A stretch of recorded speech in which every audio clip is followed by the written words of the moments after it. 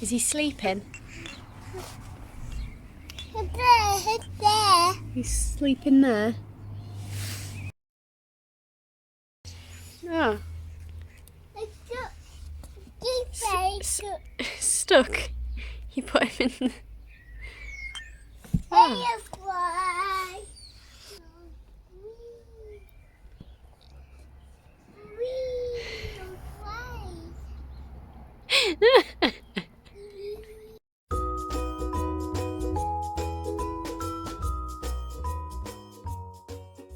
So these are just kind of my must-have items for 202. I'm no professional, this is just my experience. Some of them I thought I could be fine without, and some of them I'm really glad that I had. Obviously, as you go along, you kind of buy things and then down the line you think, oh, I didn't really need that. There are other things that you don't buy at the beginning and you think, why didn't I buy that at the beginning? So these are just all the things that I made the most use out of. So first must have is a double pram. It was our absolute saviour. So when we found out that I was pregnant for a second time, we initially thought, since Elizabeth was starting to walk, we wouldn't need a double pram. And though, yes, she probably could now walk the distances that we usually walk and probably quite enjoy walking wherever we walk, it's more about the practicality of that. So taking a toddler around a shop, they're going to want to pull everything off the shelves. Going to the park, if she walked to the park and back, that would take like an hour. And you also have to think, if you're on your own, you have to push the pram, you have to hold a toddler's hand, which toddlers' hands are slippery. And then you also have to think that that doesn't include any shopping bags that you may need to carry, and then you've got your changing bag as well. So yeah, in the end we caved and it just wasn't working. We needed to get a double pram. So we got that 3 months into having 202, and it was amazing. Double prams are also great for newborn naps. So if nothing else is working, you can go for a walk, hopefully the baby will then sleep, and then if you head to the park, just get your toddler out and let them run, and it should give you a moment's peace. Second must have, and this is not really something you would buy, second must haves is snacks. And I mean for the toddler, not for me, though that does help. Snacks are Elizabeth's life. She will do anything for the promise of a snack. And we are quite lucky. She likes fruit, so her snacks do mainly involve bananas, oranges and raisins. So anywhere we go, I make sure we've got snacks. Whether we go to the park, I'll have them under the pram, and if we go shopping, they're in the bag. So say for example we have gone to the park, and obviously Elizabeth's not usually that enthusiastic to get back into the pram, so I'll bribe her. I'm not even gonna sugarcoat it. I will bribe her to get back into the pram for a snack. And even that usually works, but if it doesn't, I'll still put her in the pram, obviously. But then if I was to give her the snack after putting her in the pram, it kind of halves the meltdown that it would have been. So it just is less stressful for me. Like, that's the main goal here. And then snacks are also great for things like appointments. Toddlers aren't the most patient of people, should we say. It's just a super handy little trick to have up your sleeve. Third must have is a safe place for the baby. So different people will use different things. You can use a swing, you can have like a Moses basket downstairs, or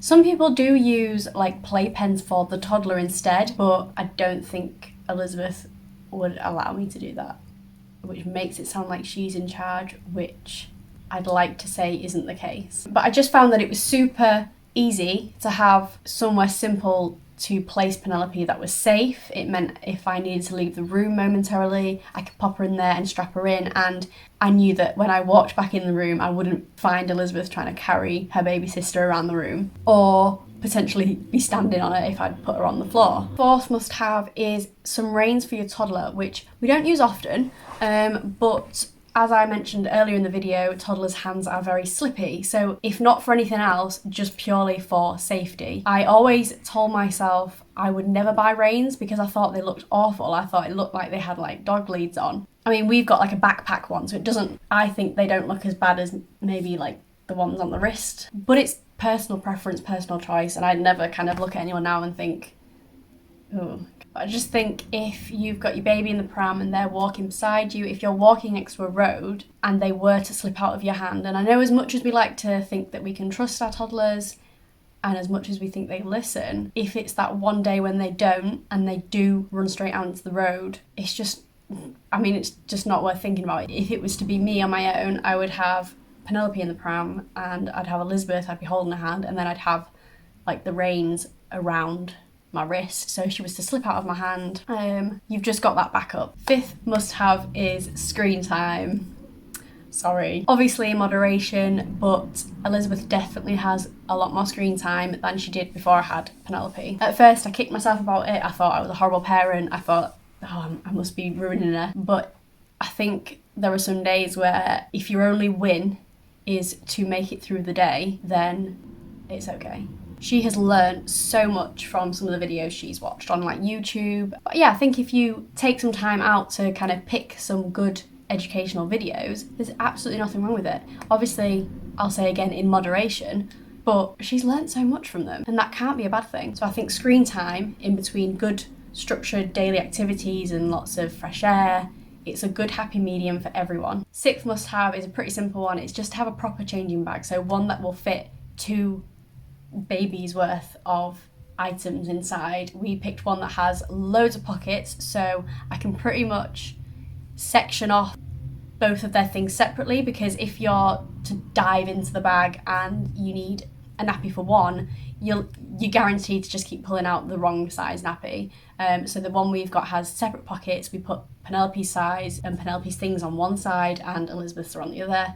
It means that I know that this pocket on this side has Elizabeth's nappies and this side has Penelope's. And of course there's always the section for Elizabeth's snacks, and she has a little front section that she has her drink in. And when you're in a rush, which you tend to be as a parent because you're always running late, the best thing can be to just be able to find what you need really quickly.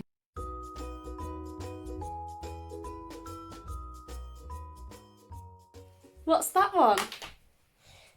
Okay. A snake. Ah, fantastic. That's such a good snake. My mouth. A snake with a mouth on. Oh, I see. There's your snake and there's your mouth. Ooh. Is that the mouth? Okay, your mouth. Snake and a mouth. Wow.